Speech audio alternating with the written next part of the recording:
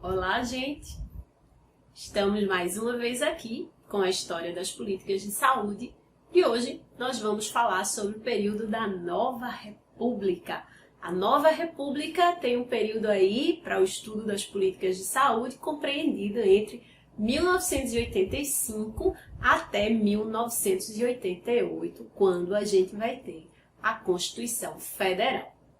Então, o contexto político e social desse período. Esse período, a gente começa aí, trazendo toda a história das várias tentativas de tentar conter a crise inflacionária que o país se encontrava. Então, vários planos eles foram feitos, vários planos econômicos foram propostos, mas que poucas transformações, poucas mudanças eles alcançaram. E a gente teve aí o movimento das diretas já, toda uma tentativa dos movimentos sociais para a abertura democrática e aí, finalmente, com as diretas já e a eleição do presidente Tancredo Neves, a gente tem um marco aí do registro do fim do regime autoritário, fim do regime ditatorial, final aí da ditadura. E a gente vai viver esse período que é chamado do período da Nova República. Nesse período, a gente vai ter aí, dos movimentos sociais e na saúde, a gente vai ter aí isso culminando com a 8ª Conferência Nacional de Saúde. Essa saúde, ela passa então a fazer parte da agenda política e de todo o resgate da dívida social que foi acumulada no período anterior. Então, a saúde, a gente vai ver que ela vai entrar nessa agenda política, ela vai fazer parte disso pela primeira vez, fruto do movimento social. Não foi presente, não foi dádiva. Isso aí foi tudo fruto de luta, de reivindicação, que os políticos eles só fizeram aí assinar isso na Constituição. Mas tudo foi construído pelo movimento da reforma sanitária.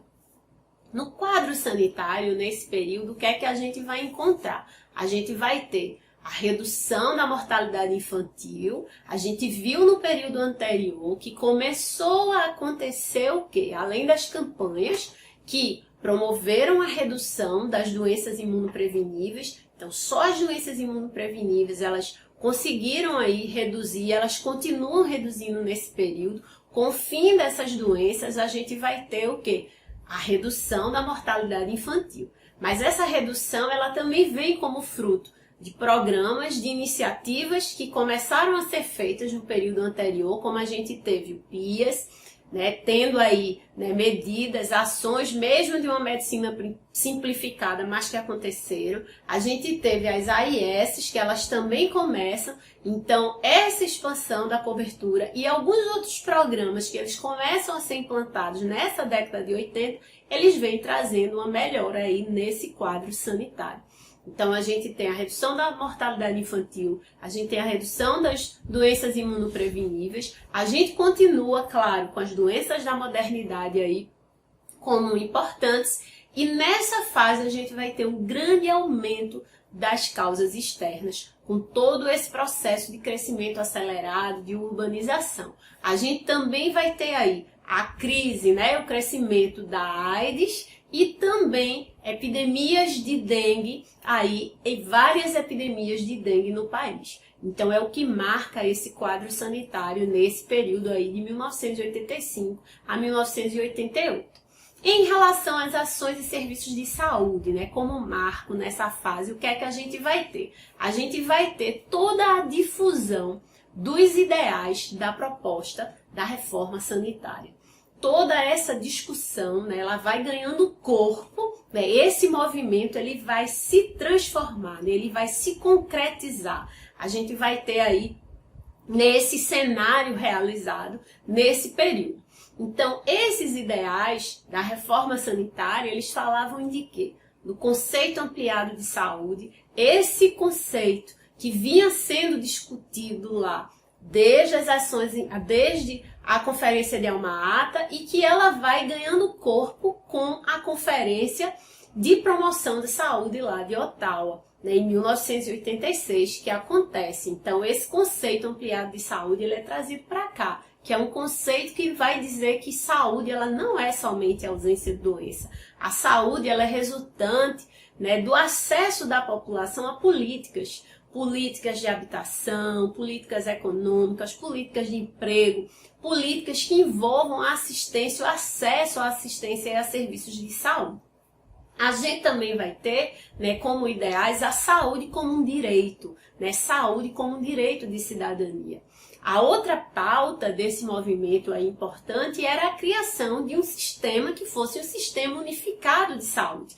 Por que unificado? Aí a gente volta para a dicotomia. A gente tinha uma dicotomia aí das ações. Então esse movimento ele falava de quê? Da unificação, né? Onde esse sistema unificado a gente vai ter como um dos seus princípios a integralidade, né? A visão como um todo do ser humano, do indivíduo como um todo, mas desse sistema aí de saúde também como um todo.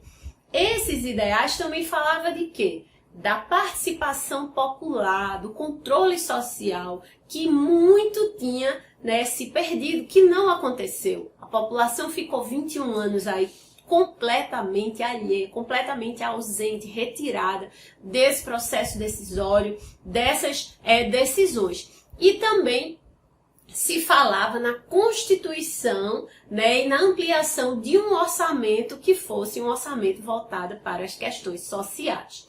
Então a gente vai ter todos esses ideais aí consagradas, a gente vai ter aí a consagração do movimento na 8ª Conferência Nacional de Saúde. Essa 8ª Conferência Nacional de Saúde, ela é considerada, né, uma verdadeira pré-constituinte da saúde. A gente teve aí nesse período as pré-constituintes, as assembleias que se reuniam e que discutiam tudo que iria ser pautado lá na discussão mesmo para a Constituição ser promulgada, para a Constituição existir. Então, nessa conferência, trouxe aí 3 temas importantes para serem discutidos. E o que é que essa conferência ela também trouxe de diferente? Ela teve realmente a participação dos usuários.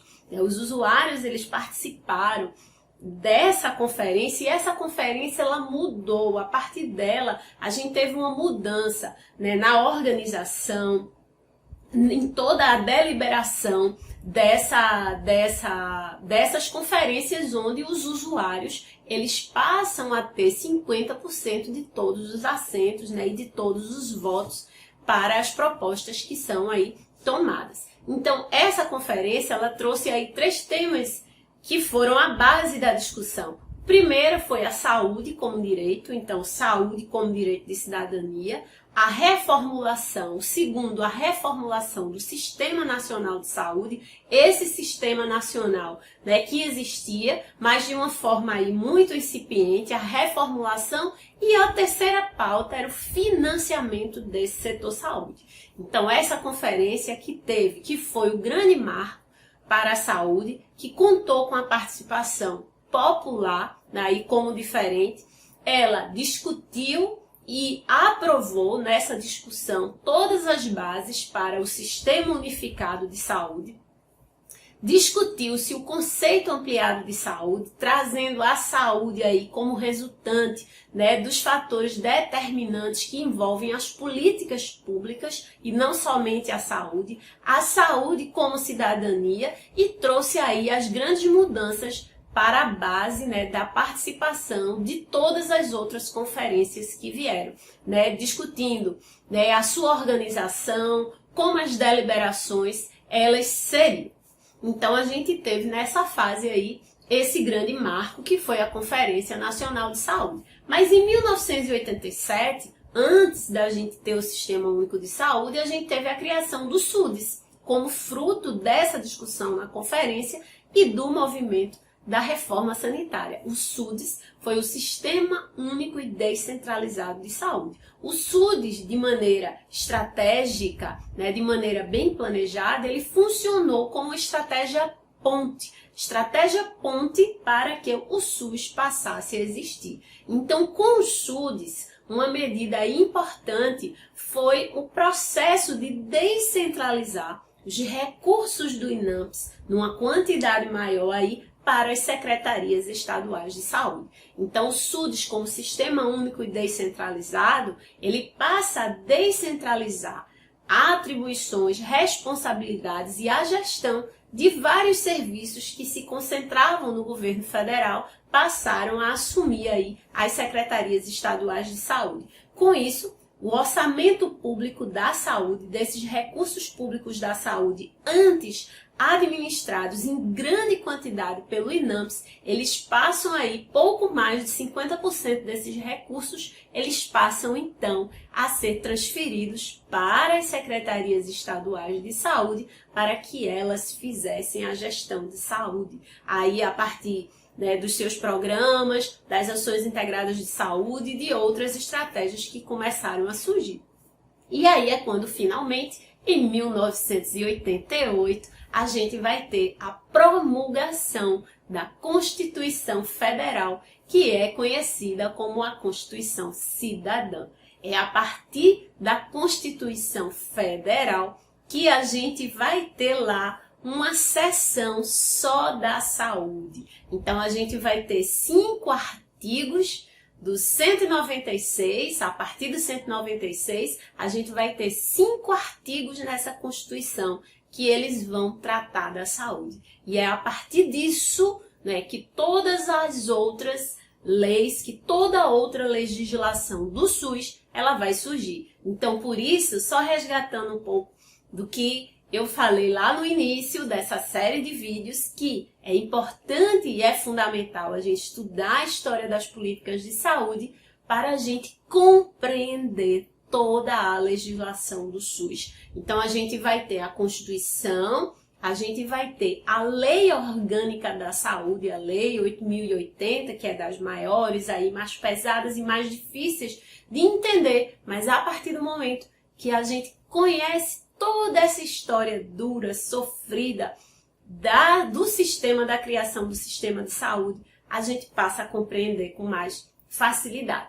Então, a gente encerra esse período e a gente vai ter aí só mais um período para a gente finalizar essa história e a gente passar realmente aí para a legislação, que é o período pós-constituinte. Então, mais uma vez, façam os seus resumos, suas anotações e continua seguindo a gente e até o próximo vídeo.